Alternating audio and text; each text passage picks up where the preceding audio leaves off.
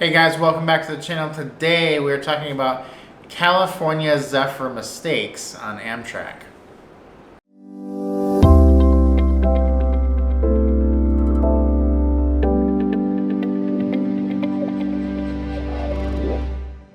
Alright guys, so the California Zephyr is known for the views that you are going to see from the train. So one of the very first mistakes, and biggest mistakes probably, that you can make is not securing a seat with a view. Exactly. So if you're in coach or even if you're in a roomette, you need to figure out which side of the train you're on, whether you're on the north or the south, and figure out what you're going to see and if that is what you want to see. And if not, you've got to get to the observation car quickly on the day that you're going to be going through the Rocky Mountains, because that car will fill up, and that is where you're going to want to see the views.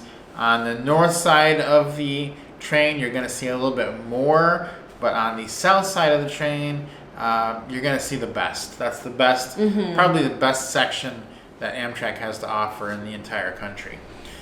So my recommendation would be sit on the south side, and then if the room permits or you can get over to see the north side, do that when you can.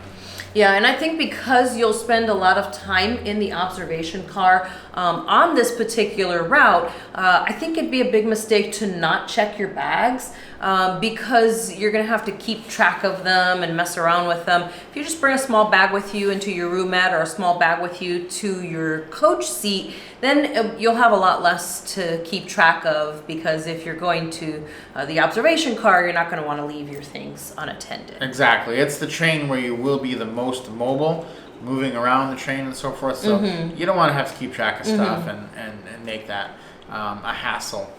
Another mistake you can make on the California Zephyr is a big one, and they actually warn you several times on the train, which is when you go through the Moffat Tunnel. It is an older tunnel, and there are some, I don't know what they call it, particles, but there's stuff in the tunnel that if you walk between the trains while the train is in the tunnel, that will get in the cars and cause breathing problems for the people that are in the train. And we actually had this happen. We didn't walk between the tunnels, but I don't think anybody walked between the tunnels. But right after we left Moffat Tunnel, it did become harder to breathe allergy-wise. So just keep that in mind.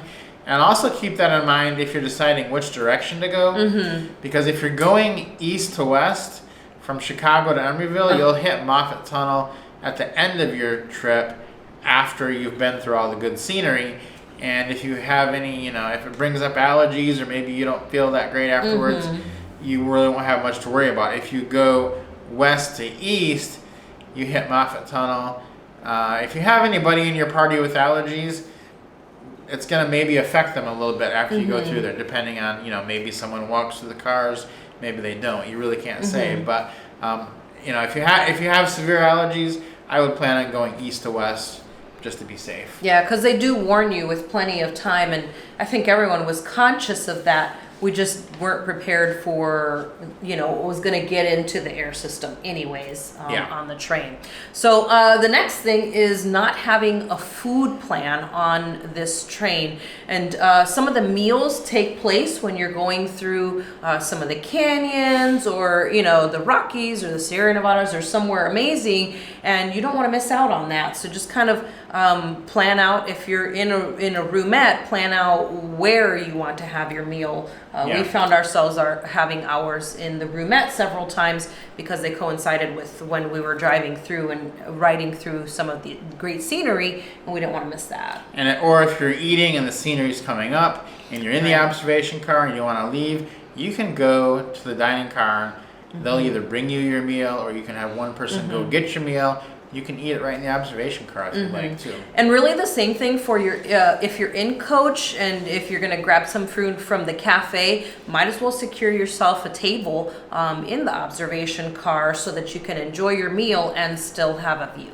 Yeah, and normally we say coach is a pretty good value on Amtrak, but on this particular route, if you can swing it, this would be the one to spring for the roomette on, because you will have a lot more chances of seeing stuff. That gives you access to the dining car, gives you access 24/7 out your window of your roomette, and just a lot less crowded experience when you're moving around trying to see stuff, and a lot more flexibility. Yeah, it's great because you have so many more viewing options, like you said. You know, the dining car, the observation car, your roomette, you really could see it from just almost anywhere. Yeah, this is probably the best route on Amtrak, the best train route in the United States.